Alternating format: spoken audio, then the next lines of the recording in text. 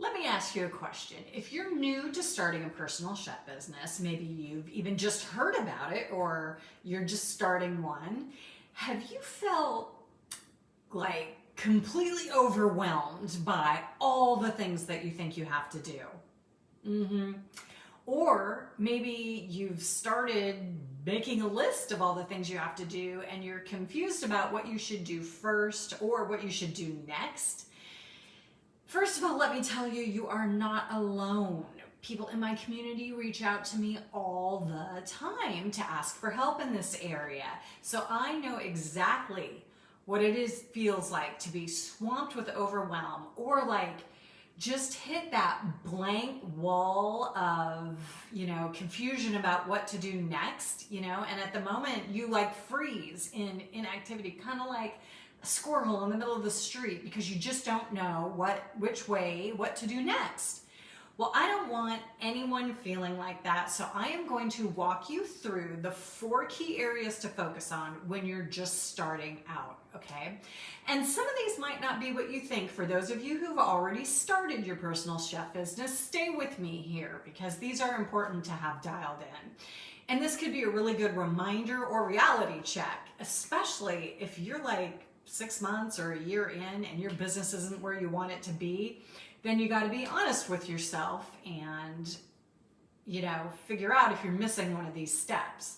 So if you're just starting with a personal chef business and you want to be cooking, we have a tendency to jump to the thing that'll get you immediate results, like just meeting people, telling them you're a personal chef, and setting up client interviews, right? And it seems like this is the most important thing, especially when you're in a hurry to make the money, right?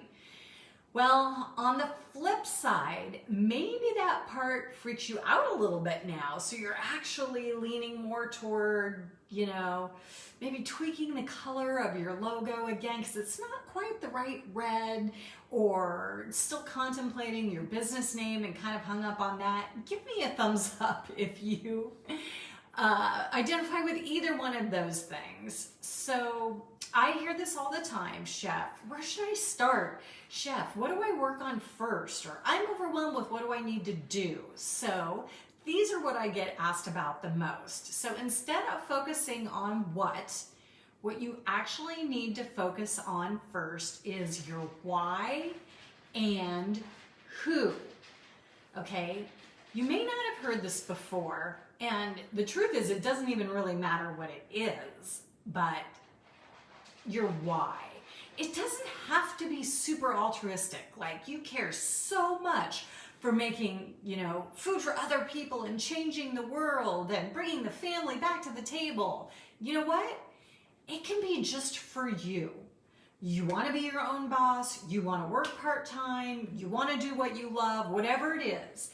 As long as whatever your why is, it's strong and you feel it. That is what matters. And it might change later, and that's totally okay.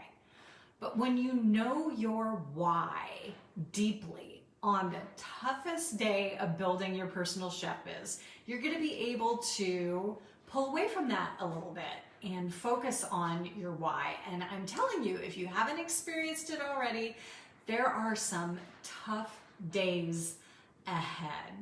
Anyone who's had their own business knows that for sure.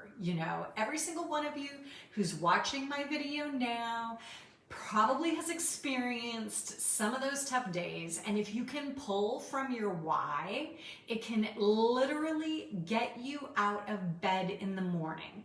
That's how powerful it is. And again, it doesn't need to be some big, huge, I'm going to get a guest spot on Oprah kind of thing. It doesn't need to be I'm changing lives, saving lives, Any of that is fine. And if you have that, that's great. But if you don't, it's okay. It doesn't have to be like that. At the beginning, my why was I wanted to cook. I wanted to get paid for it. I didn't want to work in a restaurant. That was it. And after several years, my why started changing too, as I settled into owning my own business and started having kids and then having to take time off and then getting to building my business back where I wanted it to be, all that stuff. It really started to be more about supporting my family and about also my schedule and the freedom of having my own business that supported my kids when they were little. And now it's a different why. Now part of my why is wanting to help passionate cooks just like you start your own personal chef business so you can have your version of this too. So this was actually a big part of the workshop that I did last month.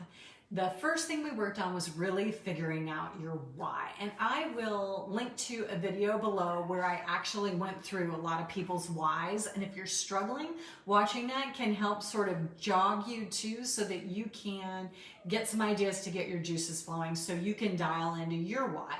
So I'll link to that down below. There were a lot of great examples that had everything to do from freedom to passion for cooking to serving other people.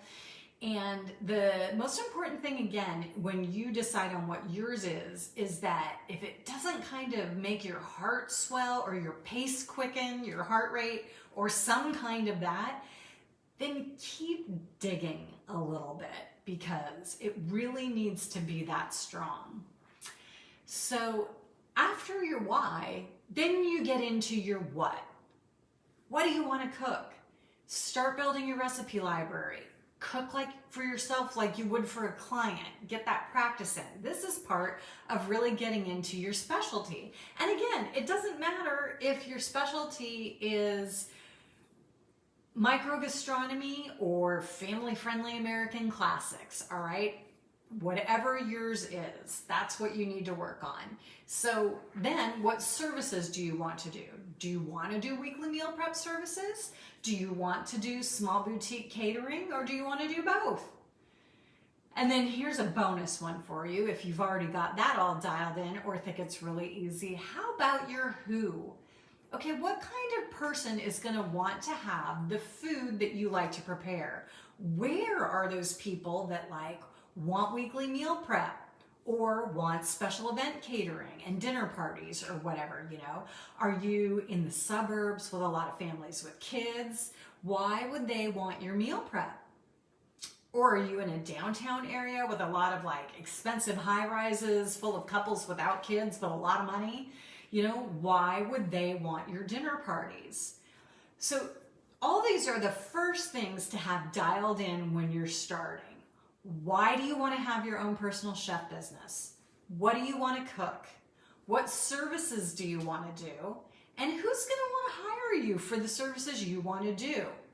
So if you're ready to take the next step on this, you can click in the description by this video and get my free guide on how to do weekly meal prep for paying clients. It walks you through exactly what it's like to plan and execute a service just like you would. It's a step-by-step, and it'll really give you a great taste, pun intended, for having your own personal chef business. Because if you love it, I'm telling you, the clients are out there and they are hungry for what you're cooking.